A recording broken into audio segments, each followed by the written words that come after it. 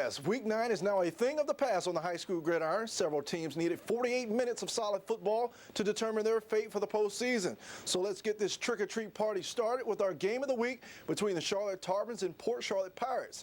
SNN's David Karsh will now tell us who will be postseason bound between these two. Playoffs on 3! 1, 2, 3, playoffs!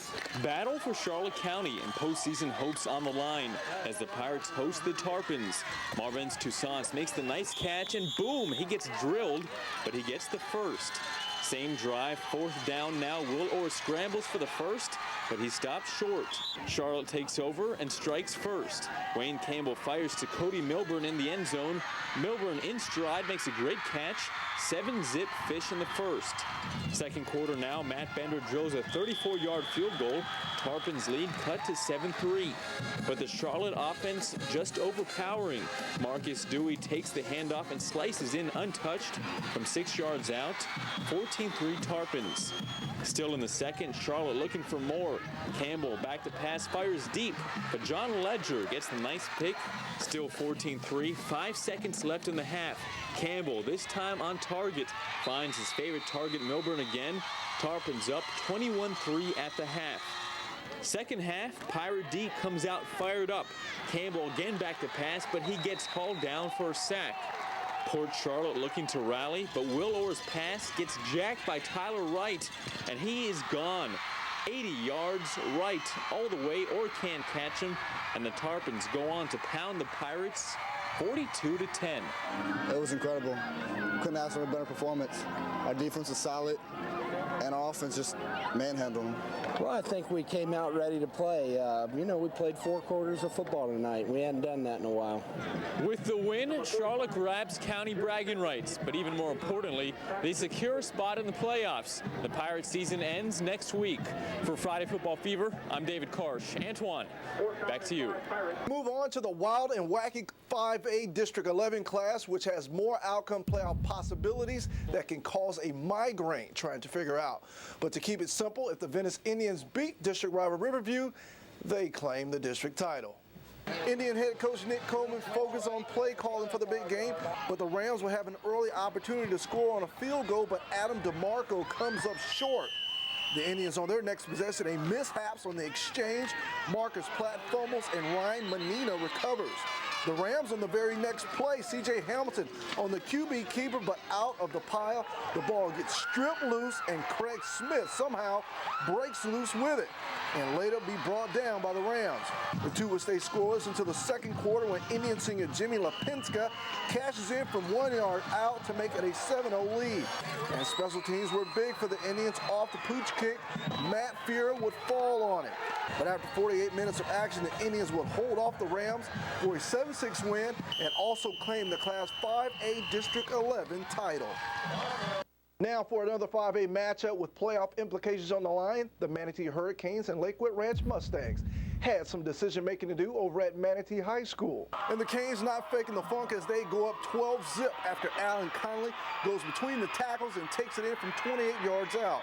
The Mustangs still scoreless going into the second, but up top they go. Randall Crawford to Dominique Rogers, moving with the groove, but don't let the smooth groove fool you. As Rogers fumbles the rock, and the Hurricanes return it for a nice game.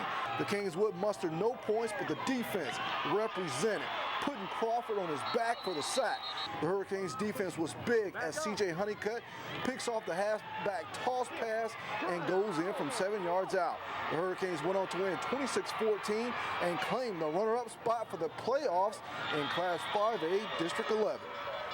Moving on to talk about the Sarasota Sailors. Well, their playoff hopes are gone, but what is on the line for the Sailors is a winning season, something they haven't done since 1996. And one way of getting that is with a win over the Palmetto Tigers, who are also out of the playoff race. We pick up the popping in the third quarter with the Sailors up 14-10, and the Sailors will go up top for more. Mike Ford on the toss sweep pass. Ford not known for his passing skills, and it shows. He's picked off by Josh Mitchell. Then to the air, the Tigers go. Jacob Ivey strikes Mitchell between the numbers. He turned on the burners in a little shake and bake, picking up 45 yards of real estate, but it will all be called back because of holding. A few plays later, Ivy goes back to the air into triple coverage. And right through the Sailors defenders, Jesse Bundrich comes down with it. And on the same drive, the Tigers take it home for 6 as Harold Smith doing work. From 40 yards out, the Sailors go down in a close one, 24-21. The Booker Tornadoes were in St. Pete for Week 9 action against the Lakewood Spartans, and unlike some of our area teams battling for playoffs positioning, the Tornadoes have already clinched their district. Now it's all about improving to 9-0 on the season. Daniel Phelps will give the Tornadoes an early touchdown lead in the first quarter after his 1-yard run, capping off a 42-yard drive. The Tornadoes would miss the point after, though. Then the Tornadoes defense providing all the tricks and treats on Halloween night. Greg Weeks coming up with the safety to make it a 9-0 game. Then you know it ain't a party unless Terrence Jones touches the rock. This carry will go for a gain of 36 yards. Then at the 2-yard line, Jones takes it in for the score. The Tornadoes drop a big Halloween treat on Lakewood.